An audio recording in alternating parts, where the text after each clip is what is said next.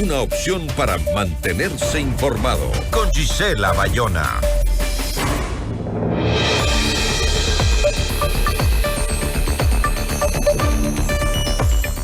Cada apagón de 8 horas que se registra en el país genera 96 millones de dólares en pérdidas económicas para el sector productivo, según el Comité Empresarial Ecuatoriano.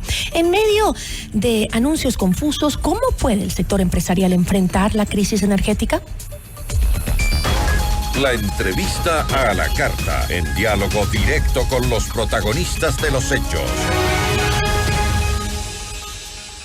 Nos acompaña Gabriela Uquillas, directora ejecutiva del Comité Empresarial Ecuatoriano. Gabriela, qué gusto, buenas tardes.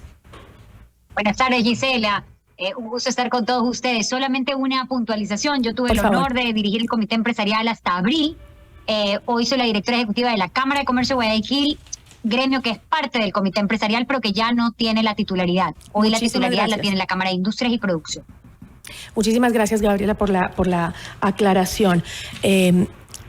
Ahora, sobre el tema que vamos a conversar, tras el anuncio de los cortes que realizó el gobierno a medianoche de este domingo, justamente el Comité Empresarial Ecuatoriano señaló que en un comunicado que los apagones de 8 horas generan alrededor de 96 millones de dólares en pérdidas a escala nacional. ¿Cómo se generan estas pérdidas? Bueno, esto es directo a la vena del sector productivo y es a la vena de la economía nacional. ¿Qué es lo que tenemos que tener en cuenta? Después de un cálculo que han hecho los gremios productivos que son parte del Comité Empresarial, se ha llegado a definir que en promedio... Parece que se nos está yendo el audio. No sé si lo podemos mejorar. Creo que tenemos ahí un problema. ¿Ahí está mejor? Ahí está, perfecto. Mejor. Sí, cada hora que el sector productivo no puede ejercer sus actividades con la dinámica acostumbrada, estamos hablando de una pérdida para el país de alrededor de 12 millones de dólares. Esto multiplicado, lógicamente, nos da esta cifra de 96 millones por 8 horas de paralización. Pero este es un número estándar, o es un número general que se saca en base a las ventas tradicionales. Pero ¿cuántos negocios, cuántos emprendimientos dejan de ver la luz? Eso es incuantificable. Ahora, estas pérdidas entonces no suman la cantidad de inversión que tienen que hacer los comercios para lograr mantener la actividad con generadores a combustión o demás. No, todo eso es adicional, esto es lo que se deja de producir. Ahora recordemos, por ejemplo, en el sector lácteo, nos decían, yo no puedo parar 8 horas porque cuando nuestras máquinas están paradas 8 horas, luego necesitan un proceso de limpieza y un proceso de readecuación que nos toma 2 o 3 horas más. Entonces tenemos que sumarle a las horas de paralización el tiempo de limpieza de las máquinas que producto de una paralización genera el tipo de producto que se trabaja.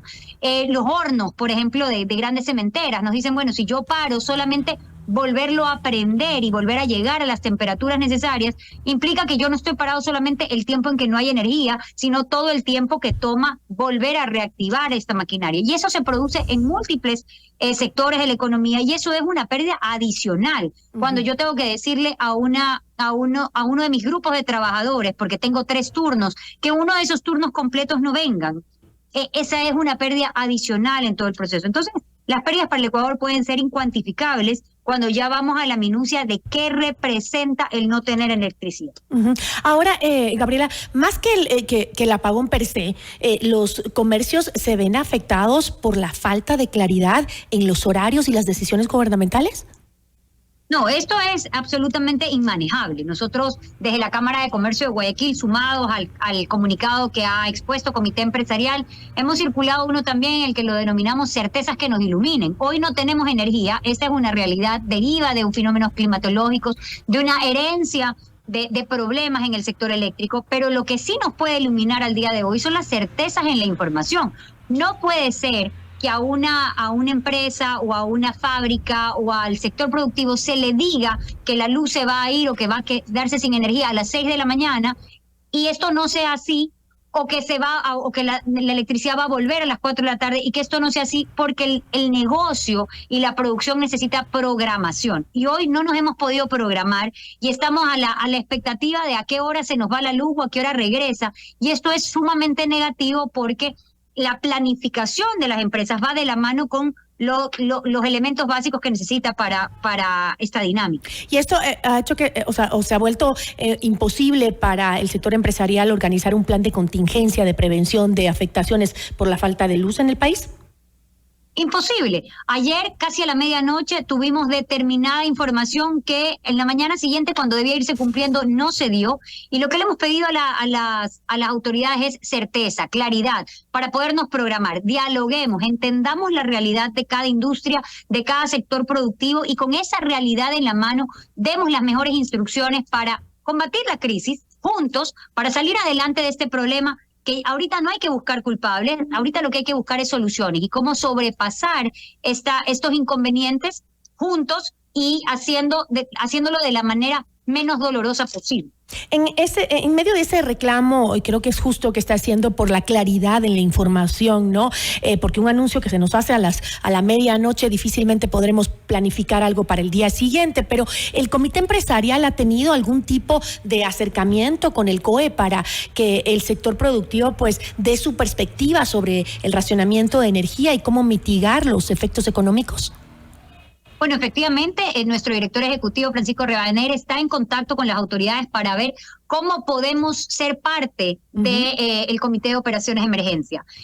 Y esto no es una novedad. Cuando tuvimos la oportunidad de ser parte del Comité Empresarial, de dirigir como Cámara de Comercio de Guayaquil el Comité Empresarial, vivimos las particularidades de un potencial fenómeno del Niño muy duro y de grandes afectaciones al sector productivo, y en ese momento se abrió la posibilidad de que el Comité Empresarial sea parte del COE. Entonces esto ya se ha hecho antes y no debe ser esta la excepción. Hoy deben volver a abrir las puertas de esta importante entidad que está tomando decisiones trascendentales para el futuro de nuestro país. Debe contar con la participación del sector privado, que puede aportar de una manera técnica, de una manera racional, de una manera facilitadora, para llegar a hacer ese canal de comunicación entre el sector público y sector privado. Entonces, al momento el sector productivo no es o no tiene una representación en el Comité de Energía, o al menos una manera de comunicación directa. No, actualmente los canales de comunicación se dan a través del Ministerio de la Producción, y ahí creemos también que estamos dando demasiados pasos para poder nutrirnos de información mutuamente. Lo que el sector privado puede aportar y lo que en las carteras de energía nos pueden hacer saber debería estar en un vínculo directo, y en ese sentido también los gremios hemos pedido al ministro de Energía poder tener una reunión en la que podamos conversar directamente y no a través de intermediarios que hacen su mejor esfuerzo, pero que lamentablemente no logran que los mensajes lleguen con la fluidez que es necesario. Ahora bien, Gabriela, una de las propuestas que analizan los expertos es precisamente que la empresa privada pueda apoyar con la generación de energía en el país en medio de esta crisis. ¿Existe ya información clara sobre cuánta energía podría generar la empresa privada? Bueno, la empresa privada está haciendo lo que puede y está aportando de la mejor manera posible, porque esto es lo que tenemos que recordar. El sector privado tiene generación de emergencia, es decir, para evitar inconvenientes cuando por A o B circunstancias no hay energía, el sector privado tiene sus generadores de backup o de reemplazo. Hoy nos están diciendo, pónganlos a trabajar permanentemente, y esta no es la naturaleza de los equipos. Entonces hay que ver cuán real es que estos equipos puedan permanentemente estar operando y colaborando con la red eléctrica. Hay la voluntad, sin embargo los equipos no fueron diseñados o fueron adquiridos para esos fines. Entonces, un poco, Gabriela, el sector privado no podría vender la energía al Estado es decir, es una no solo por el tema que muchos empresarios he escuchado que esa sería una inversión bastante riesgosa también, vender al Estado, porque no saben cuándo, si paga mal, tarde o nunca. Entonces, sino también porque no están preparados para ello.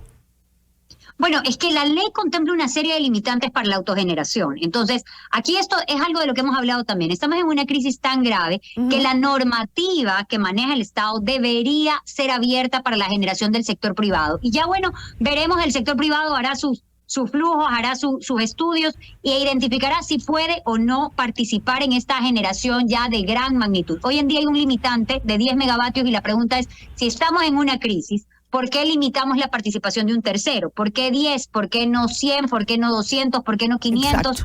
o antes como teníamos 1 megavatio, luego 2 megavatios. La pregunta es, en una crisis, ¿por qué tenemos que tener limitaciones? Hay que abrirnos a la oportunidad de que el sector privado colabore haciendo lo que mejor sabe hacer, que es dinamizar los negocios.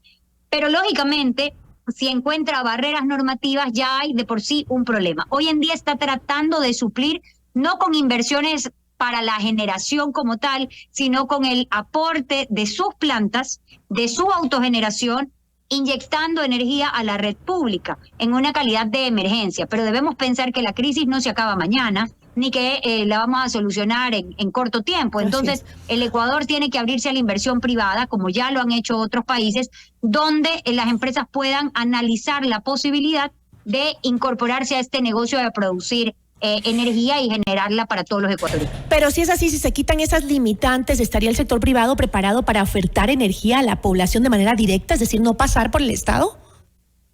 Seguramente se analizará esta variable como un negocio, y seguramente inversionistas nacionales como inversionistas extranjeros podrían considerarlo. El problema es que hoy ni siquiera se analiza la variable por estas limitaciones.